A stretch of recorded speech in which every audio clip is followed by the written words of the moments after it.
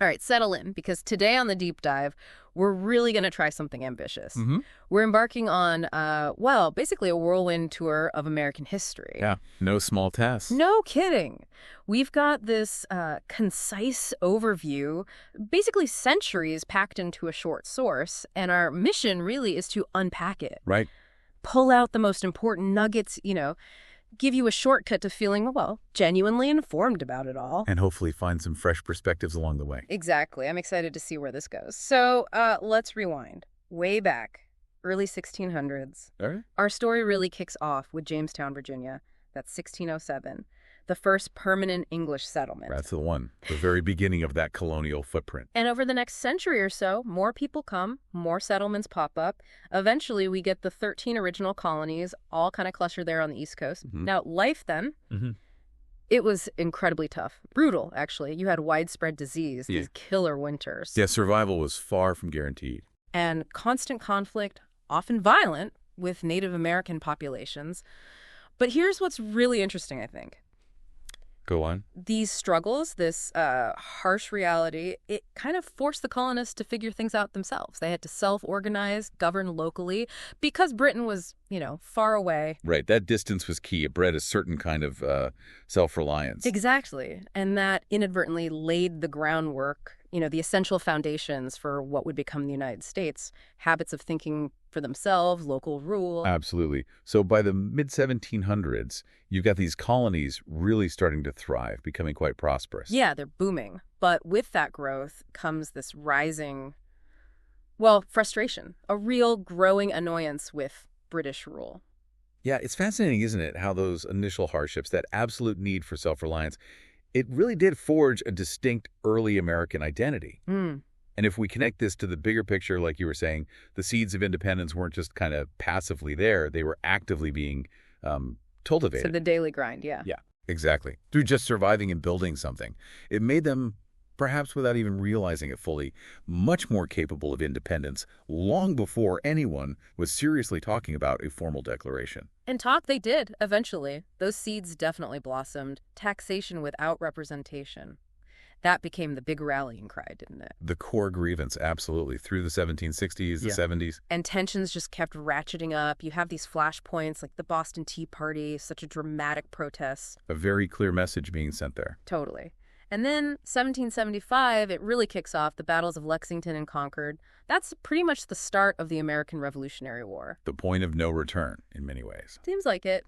And just a year later, 1776, something huge happens. July 4th, the Declaration of Independence is adopted, penned by Thomas Jefferson. A foundational document, not just for the U.S., but globally. And it wasn't quick. 8 long years of war followed. But finally, 1783, the Treaty of Paris seals the deal. America is officially independent. You've laid out the timeline really clearly there. Yeah. But thinking about the Declaration, what's truly profound, I think, is how it wasn't just, a political breakup letter. It was this radical philosophical statement. Right. It argued rights came from a creator, not a king.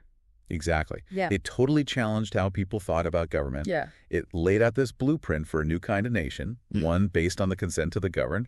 That was, well, pretty revolutionary for the time, an unprecedented move. It absolutely was. So, okay, they win independence, now what? Huge challenge, right? Building a nation from scratch. Immense. So, 1787, they write the U.S. Constitution. This lays out the framework. Democracy, checks and balances, making sure no one part of the government gets too powerful. Crucial design element. And, critically, individual rights. Then George Washington steps up, first president, 1789. Setting precedents left and right. For sure. The new nation definitely had its growing pains, intense political fights, debates. Federalists, anti-federalists. Yeah. But it was also expanding. Dramatically.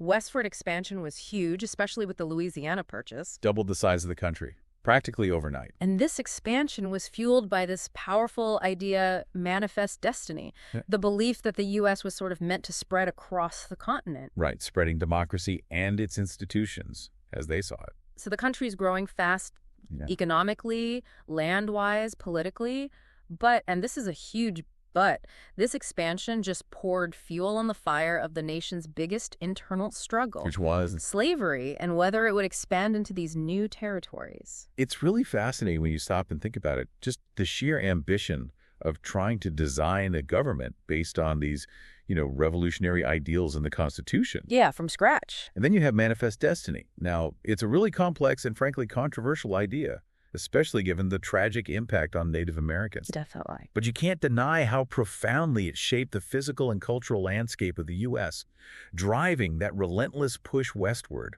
And that westward push, as we said, came with this massive, unavoidable cost. By the 1800s, the tensions, mostly over slavery but also states' rights, they just kept building. Reaching a boiling point. Exactly. Until the country literally splits in two. 1861, the Civil War starts. The Union versus the Confederacy. North against South. 4 incredibly bloody, devastating years. Just devastating. Ultimately, the North wins. And President Abraham Lincoln, his role was just monumental, working to abolish slavery with the Emancipation Proclamation. Which then led to the 13th Amendment, formally abolishing it. Right. But even after the war ended, the healing process, well, that was another battle, the period called the Reconstruction. It was a long, really painful road toward trying to achieve healing and equality. And the scars ran deep. They lasted for generations. They really did. One thing that often gets a bit simplified is just how deeply the Civil War reshaped everything. It wasn't just about ending slavery, though that was central. Great. It fundamentally redefined the Union itself, Yeah. the power of the federal government versus the states. And that struggle for equality, which started during the war and carried through Reconstruction. It really set a precedent, didn't it? For future struggles. Yeah, for future civil rights movements. It highlighted that living up to those founding ideals, that was going to be an ongoing, often really contentious journey for the nation, not a finished project. That's a great point. Okay, let's jump forward a bit. Late 1800s. Okay. The U.S. transforms into this industrial powerhouse. Factories are booming, railroads are crossing the country, and you have these huge waves of immigration changing the face of cities. A period of massive growth and change. The Gilded Age, some call it. Right. But then the 1930s hit, the Great Depression. Yeah. Just one of the darkest economic periods ever. Huge setback. Global impact. Huge. But under President Franklin D. Roosevelt, FDR, and his New Deal, these big government programs aimed at relief, recovery, reform. Right. Trying to stabilize things, put people back to work. Things slowly start to turn around. And then, boom, the world changes again. The attack on Pearl Harbor, 1941. The U.S. is pulled into World War II. A defining moment of the 20th century. Absolutely.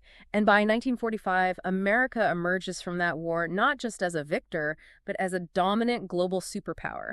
Its role on the world stage fundamentally shifted. From relative isolationism before the war to global leadership afterward. Exactly. A massive transformation. It really is striking when you look back.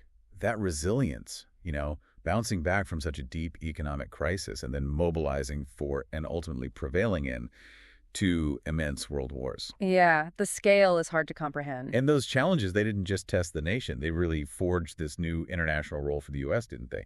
Pushed it onto the global stage in a way that, still defines a lot of its foreign policy even today. Absolutely. Which brings us kind of to the post-World War II era, a time of, contrasts.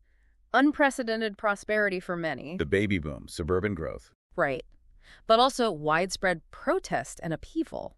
Internationally, the big story for decades was the Cold War, this tense standoff with the Soviet Union that shaped everything. Alliances, proxy wars, the nuclear arms race. Yeah. Defined global politics. Domestically, though, another major struggle was heating up again. The civil rights movement. Fighting tirelessly against racial segregation, discrimination. Led by giants like Martin Luther King Jr., Rosa Parks, so many others. Truly iconic figures. And since then, history hasn't stopped, has it? We've seen the Vietnam War, Watergate shaking trust in government, incredible tech revolution. The rise of Silicon Valley, the internet. The tragedy of 9/11, which reshaped security and foreign policy again. And now, living fully in the digital age. Constant change. Constant evolution. Through all of it, the U.S. keeps changing. Becoming more diverse, definitely more complex, and you could argue still trying to live up to those original ideals of freedom and justice. If we kind of zoom out for a second, connect it all, what really emerges from this whole overview, I think, is that maybe America's defining trait isn't necessarily achieving perfect freedom and justice as some kind of fixed endpoint.